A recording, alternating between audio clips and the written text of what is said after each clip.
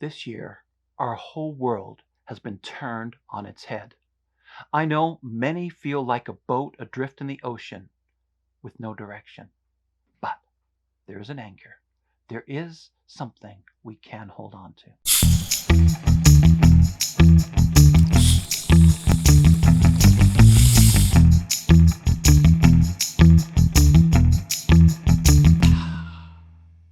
Hi, I'm Jeremy, and welcome to Refresh, where I love to produce content that will refresh your spirit, refresh your mind, and refresh your vision. I know most of you, like me, have been affected by the whole novel coronavirus pandemic. Most of the world has been in some form of isolation, lockdown, or other kind of restriction. For me, the first few weeks of the pandemic here, I was going nonstop. We were working on how to retool church so that we could still function despite the lockdowns and the restrictions. At the beginning of the year, when I shared that I saw church changing, I had no idea how quickly and how profoundly that change would happen. You can check that video out by clicking on the card up here. I've been fascinated by the many ways that my friends and others who lead churches around the world have tackled this problem. You see, the church is no longer defined by the size of its buildings. We have new opportunities as well as new challenges. And I have enjoyed the great diversity and resilience of church leaders as they've moved forward to connecting over the internet instead of person. Some of the meetings I've seen have been simple, raw, personal. Some of them are more interactive. Some of them are more didactic. Some of the larger churches have had the resources to redesign church as a premium online event. Most of us have no idea what church will really look like in the future. In fact, the church itself is in a state of flux as we seek to redefine our role in a changing world. But that redefinition is also personal. When things shift so radically, it makes you think. You begin to reevaluate your life. You begin to ask yourself, what are the most important things for you? And one of the things I realize is how much I value my family. I have not been together with my kids and my grandkids since Faith's birthday in the beginning of February. I know many of you watching have had the same kind of journey, the same kind of experience. And this season has also had me asking some important questions about my faith.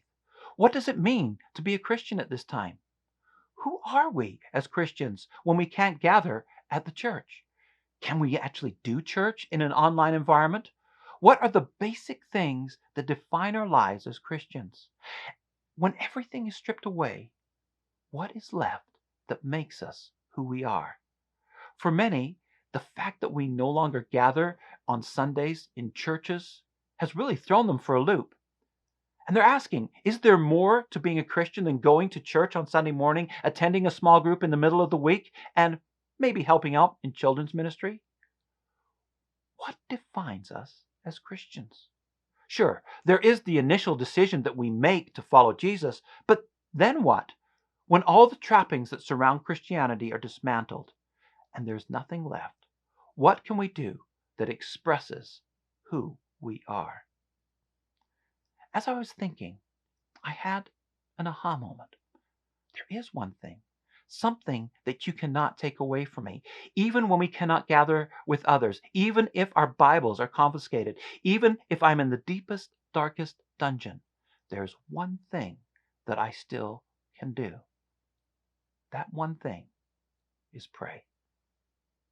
Without prayer, our faith becomes a hollow ritual, at best an altruistic human endeavor.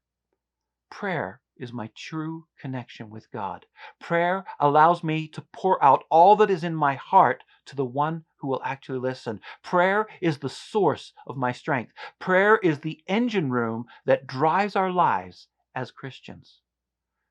Just as we hit this pandemic, I was in the midst of preparing to release a series of videos on this very subject. With all that has been happening, my planned schedule got pushed back, and now, more than ever, I feel that this series is of utmost importance. This is the time to unlock the potential and the power of true prayer in our lives. So, this Wednesday, I plan to start with the first video. It is an invitation for you to join me on a journey deeper into prayer. I want to encourage you, whatever you're going through at this moment, engaging in prayer will restore your hope, reinvigorate your vision, and relight the fire in your heart. If you have not already done so, I invite you to subscribe to this channel so that you will become one of the first to know when these videos become available. You won't want to miss them. But for now, farewell, keep looking upwards and keep moving onwards, and I will see you in the next video.